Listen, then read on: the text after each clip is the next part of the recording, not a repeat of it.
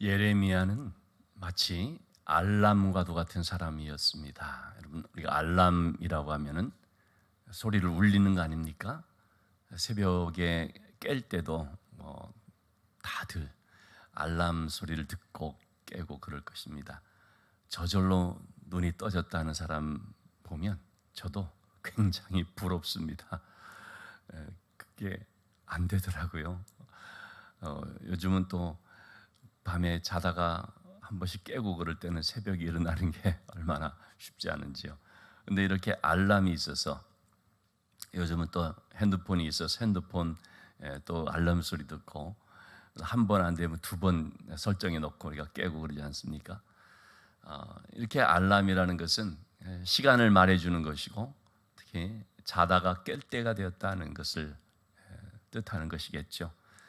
예레미야는 참 그 백성들이 볼 때는 너무도 자기들에게 좋지 않은 말만 하고 힘들게 하는 선지자로서 느껴졌을지 모르겠지만 사실은 하나님의 알람인 것입니다. 자다가 깰 때가 됐다는 거죠. 지금 이렇게 잠들었다가는 큰일 난다는 것입니다. 그냥 이렇게 자고 있으면 언제 어떤 일이 닥칠지 모르기 때문에 빨리 깨어야 된다. 이제 그걸 알려주는 역할을 하는 선지자였습니다. 그래서 예레미야는 계속해서 말씀을 하고 있습니다. 나는 듣고 있는데 적들이 쳐들어오는 소리를 듣고 있는데 이 백성들은 전혀 듣지를 못하는 것입니다. 나는 보고 있는데 이들은 영적 맹인이 돼서 전혀 보지를 못한다는 것이죠. 그런 점에 있어서 어제 우리가 읽어본 말씀 참 예레미야의 그 슬프고 아프고 답답하고 안타까운 그 심정을 우리가 살펴볼 수 있었습니다. 그래서 이 백성들은 하나님을 알지 못하는 너무나 지각이 없고 우둔해지고 미련한 백성이다 라고 하면서 선한 데는 좀 지혜롭고 악한 데는 좀 미련했으면 좋겠다는 얘기를 했던 것이죠. 오늘 말씀 위에서 나오는 것은 이렇게 하나님을 떠난 백성, 그래서 멸망당하게 되는 그 백성들의 한 세 가지의 모습 또는 하나님을 떠난 자들의 한 세 가지의 특징, 이것을 좀 우리가 살펴볼 수가 있습니다. 첫째는 23절 말씀이 나오는 것처럼 한마디로 하나님을 떠난 백성, 그래서 하나님의 그런 참 버림을 받고 그리고 또 보호자가 떠나버린 그런 상태를 나타내주는 그런 단어들을 우리가 생각해 보면 그 땅이 혼돈하고 공허하고 빛이 없고 이렇게 표현할 수 있습니다. 여러분, 이 말은 너무나 우리가 익숙한 단어지 않습니까? 창세기 1장 1절 2절에 보면 태초에 하나님이 천지를 창조하시니라 하면서 천지를 그 창조하기 전에 그 땅의 모습을 표현할 때 땅이 혼돈하며 공허하며 흑암이 깊음 위에 있고 라고 말하고 있죠. 그러니까 하나님이 없는 어떤 세상, 창조되기 이전에 그 세상의 모습을 표현한다면 혼돈, 공허, 그리고 흑암 이렇게 표현할 수가 있습니다. 지금 이 백성들의 상태가 마치 창조 이전의 상태처럼 돌아가 버렸다는 것입니다. 그러니까 하나님을 떠나니까 그들의 삶은 한마디로 혼돈의 삶입니다. 지금도 마찬가지입니다. 세상 가운데서요, 하나님 없이 사는 사람들의 특징은요, 혼돈 그 자체입니다. 그리고 공허입니다. 무의미하다는 것입니다. 그래서 아무리 여러 가지로 채우려고 해도 술을 먹고 또는 흥청망청 쾌락을 추구하고 또는 어떤 사람들은 의미 있는 일을 한다고 공부도 하고 어떤 목표를 향해 달려가 보는데 채워집니까? 안 채워집니다. 그게 바로 공허라는 것입니다. 얼마나 많은 사람들이 이 공허 때문에 어떤 경우에는 내가 살 이유가 없다 그러면서 잘못된 선택을 하기도 하지 않습니까? 하나님이 없는 삶은요, 공허입니다. 아무리 채워 넣어도요, 밑 빠진 독에 물 붓기가 돼버리는 거죠. 그래서 이런 공허감을 어떻게 감당을 못해서 그래서 너무나 불행한 삶을 사는 모습들을 볼 수가 있죠.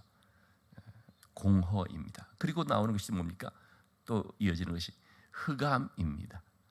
한마디로 어둠입니다.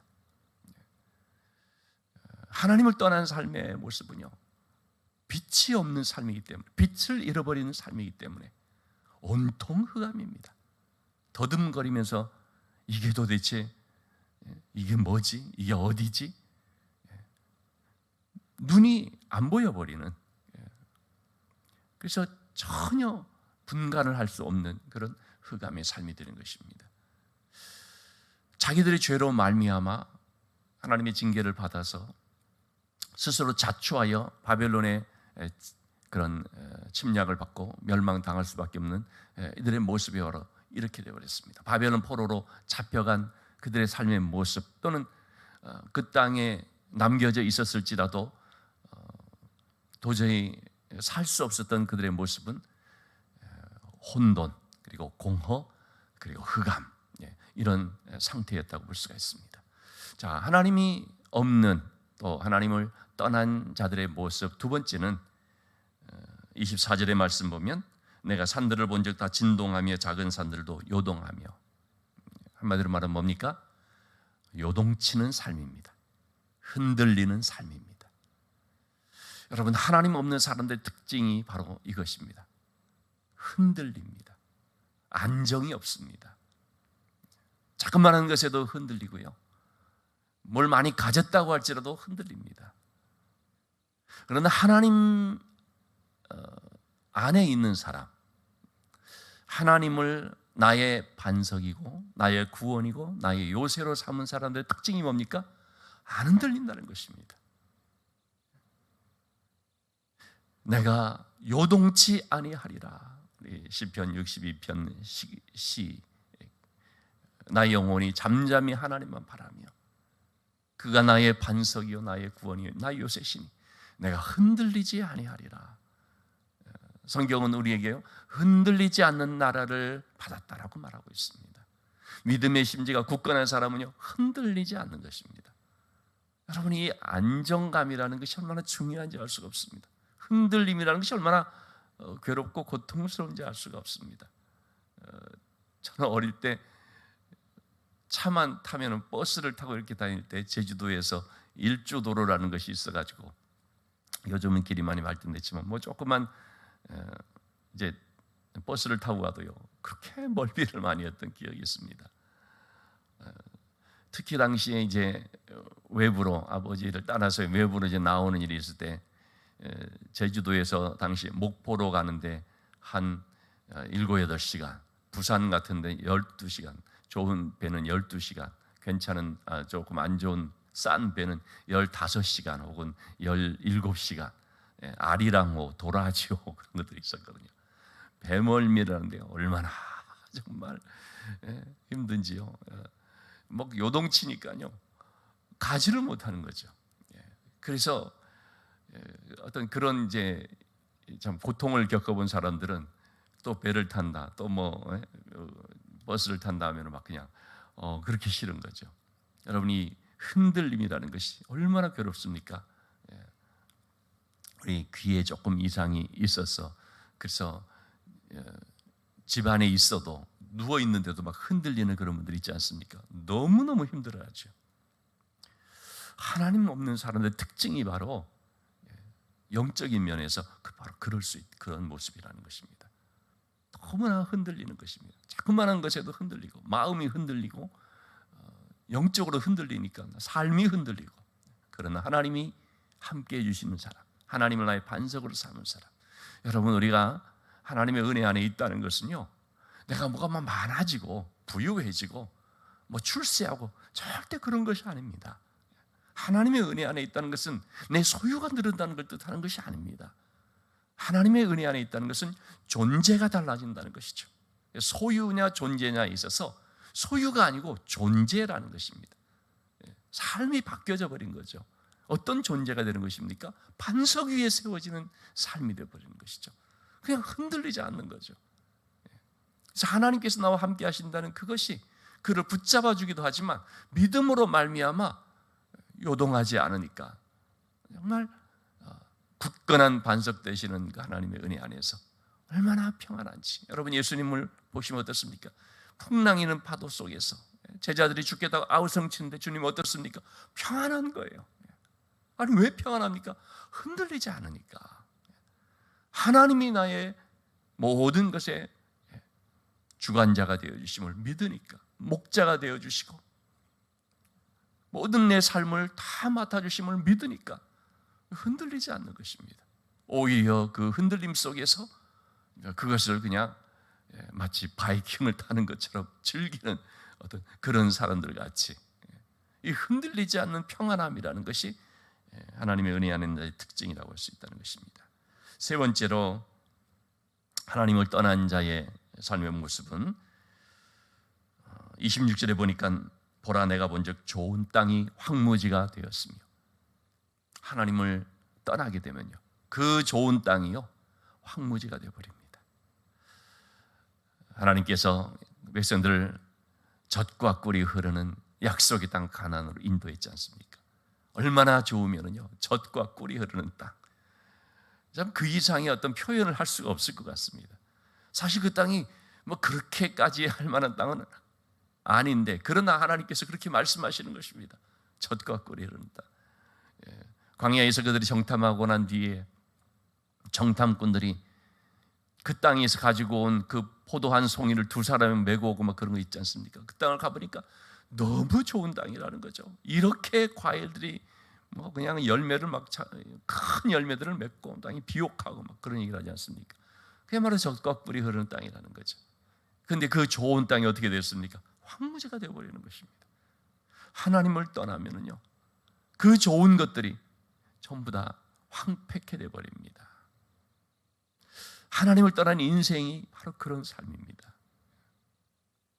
그래서 하나님을 떠난 인생들은 그야말로 좋은 것을 누리는 것 같은데 사실은 굶어 죽는 것처럼 궁핍 가운데 살아가게 되는 거죠.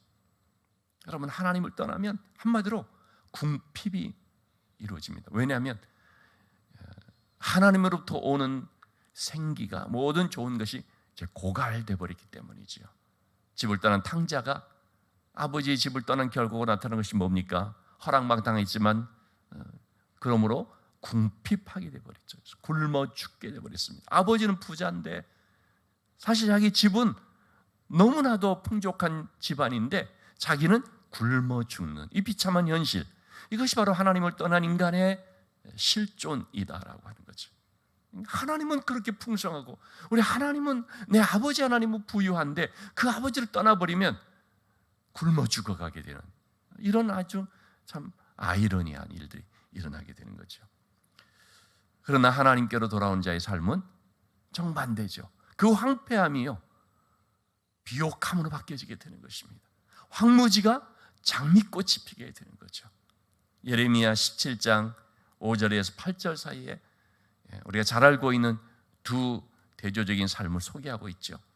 하나님을 떠나서 육신으로 자기의 힘을 삼으며 또 사람을 의지하는 자는 어떤 모습인가? 그는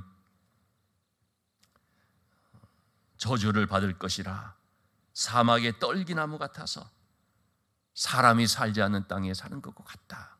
여러분, 하나님을 떠나서 사람으로 자기의 힘을 삼고 어떤 사람을 막 의지하고 그렇게 하게 되면은 그의 삶은 하나님께서 떠난 삶이 되어버리니까 어떻습니까? 사막의 떨기나무 같이 되어버린 거죠. 사막의 떨기나무라는 것은 조그마한 마찰에도 확 불에 타버리는 너무나 연약하고 그런 볼품없는 그런 나무입니다. 그처럼 자그마한 것에도 그냥 홀라당 타버릴 수 있는 그런 아주 아무 힘이 없는 인생이 되어버리는 거죠. 사람이 살지 않는 땅에 사는 것처럼 그냥 그 인생 자체가 사막화가 되어버리고 황무지가 되어버리는 것입니다. 하나님께로부터 오는 생기가 공급되지 않고 이제 끊어져 버렸으니까 금방 메말라 버리는 것이죠. 그렇지만 하나님을 의지하고 하나님을 의뢰하는 그 사람은 뭐라고 했습니까? 물가에 심어진 나무가 뿌리를 강변에 뻗쳐서 더위가 올지라도 두려워하는 것이 없는 거죠. 왜? 물가에 나무를 깊이, 뿌리를 깊이 뻗쳤으니까요. 잎이 청청하고 가무는 해에도 걱정이 없고 결실이 그치지 아니한다. 하나님을 나의 의지할 자로, 하나님을 나의 믿음의 대상으로 삼게 될 때 그 사람의 삶은 물가에 심어진 나무처럼 강변에 뿌리를 내린 것입니다. 여러분, 요셉의 그런 풍성한 축복의 비결이 뭡니까? 샘 곁에 심어진 나무였기 때문이었죠. 요셉이라는 그 사람 자체가 무슨 특별한 능력이 있고 뭐 은사를 막 많이 받아서 사람 자체가 남달라서 그런 것이 아니라 그가 물가에 심어진 나무, 즉 하나님의 샘 곁에 뿌리 내린 나무였기 때문에 자기의 능력이 아니고 하나님께로부터 공급받아서 하나님을 경외하고 하나님을 의지하며 어떤 상황이 있어도 그 하나님을 신뢰하면서 믿음으로 나갔더니 하나님께서 그에게 힘을 주시고 은혜를 주시고 지혜를 주시고 함께 해주시니까 그의 삶이 형통했던 것처럼, 여러분, 하나님을 의지하며 하나님을 의뢰하는 그 사람은 이렇게 물가에 심어진 강변에 뿌리 내린 나무가 되어서 두려움이 없고 걱정이 없고 결실이 그치지 않는 삶이 되는 것을 보게 되죠. 하나님을 떠난 자의 삶은 황폐화가 되지만 하나님께로 돌아와 하나님의 은혜 안에 사는 삶은 그 황무지 속에서 장미꽃이 피어지고 황무지가 옥토로 바뀌어지고 광야에 길이 나고 사막에 강이 흐르는, 하나님이 행하시는 놀라운 일들이 나타나는, 그야말로 완전히 변화되는 삶이 되는 것을 볼 수가 있습니다.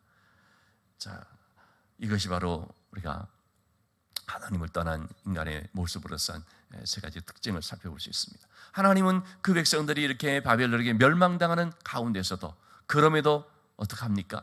끝까지 구원의 끈을 놓지 않습니다. 그것이 바로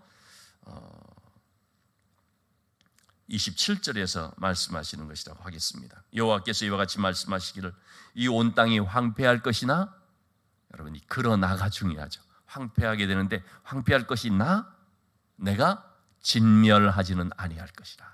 이 진멸하지는 아니할 것이라는 것이 뭡니까? 소망을 주는 말입니다. 남겨둔 자가 있는 것입니다. 황폐하는 것처럼 보이지는 같지만 남겨진 자가 있습니다. 그들을 통해서 이제 회복의 역사를 이루시는 것입니다. 하나님께서 노아의 시대에 물로 온 땅을 다 심판을 하지만 어떻습니까? 남겨진 자가 있습니다. 노아와 노아의 가족들, 그들을 통해서 새 역사를 이루시죠. 새로운 시작이 되게 해주시죠. 그처럼 하나님께서는 죄로 말미암아 멸망당할 수밖에 없는 이 유다 백성들이지만 그러나 그 가운데서 남겨진 자를 두신 것이죠. 진멸하지 아니한다. 여러분들, 하나님께서 참 우리를 진멸하지 않는다는 것이 얼마나 이게 참 귀한 은혜인지 알 수가 없습니다.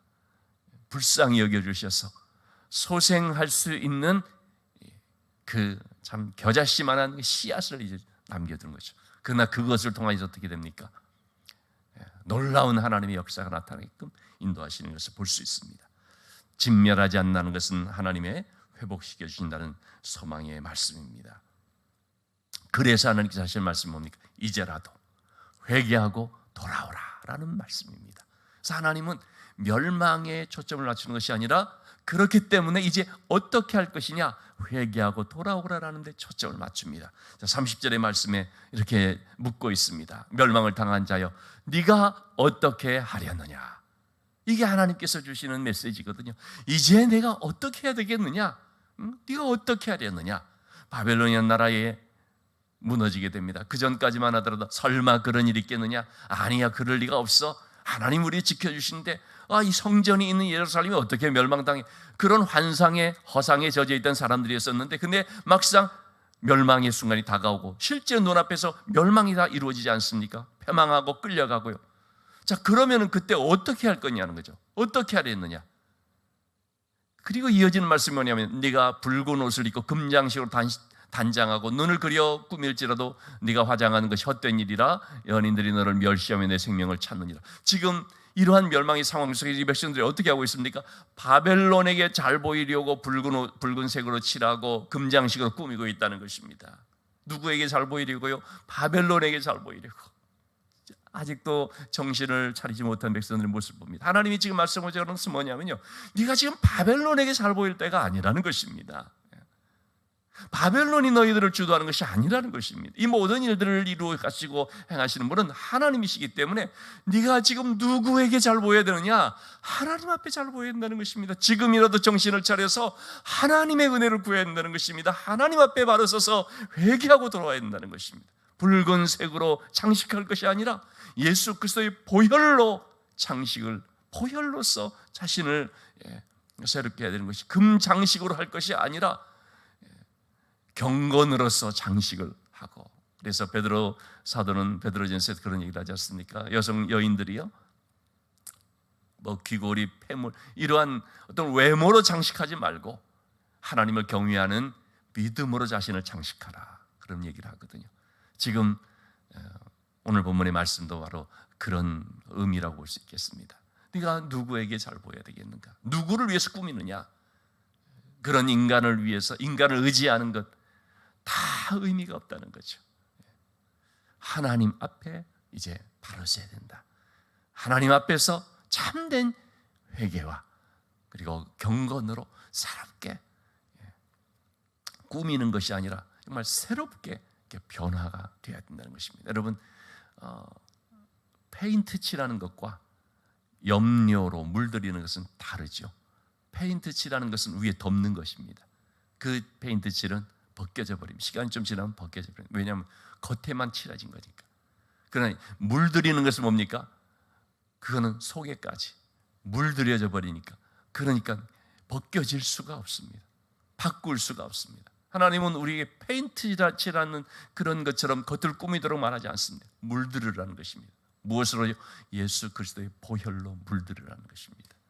여러분, 우리가 이러한 표면적인 신앙생활을 해서는 안 되는, 피상적인 할례를 해서는 안 되는 것이 바로 그것입니다. 겉으로 한 것은 좀 시간이 지나면 다 드러나 버리거든요. 완전히 물들어야 됩니다. 우리가 철저하게 물들어야 됩니다. 예수 그리스도의 피로, 예수 그리스도 안에서 완전히 우리가 물들 때 그 사람이 바로 하나님의 사람이고 그리스도인이라고 할 수가 있는 것이죠. 네가 어떻게 해야 되겠느냐? 여러분, 이 질문은 항상 우리 하나님 앞에서 가져야 될 질문인 줄로 믿습니다. 어떤 삶을 살아야 되겠느냐? 누구에게 잘 보여야 되겠느냐? 누구를 기쁘게 해야 되겠느냐? 하나님의 사람은 하나님을 좋게, 하나님을 기쁘게 하는 사람입니다. 여러분, 우리가 세상을 살아가면 처세술이라는 것이지 않습니까? 처세술이라는 것은 조금 안 좋은 어감으로 들리는 것이죠. 진짜 우리가요, 세상을 처세술로 살면 안 되고 하나님 앞에서 정말 정직하고 진실한 하나님을 경외하는 신앙으로 살아야 되는 거죠. 그게 진짜 세상을 잘 사는 것이고 지혜롭게 사는 것이라고 할 수 있고 복받는 삶이라고 할 수 있겠습니다. 우리가 사람 앞에서의 처세술이 아니고 하나님 앞에서 올바른 삶의 태도를 가지고 하나님을 좋게, 하나님을 기쁘게 하는 그런 믿음의 삶이 될 수 있기를 주님의 이름으로 축원합니다.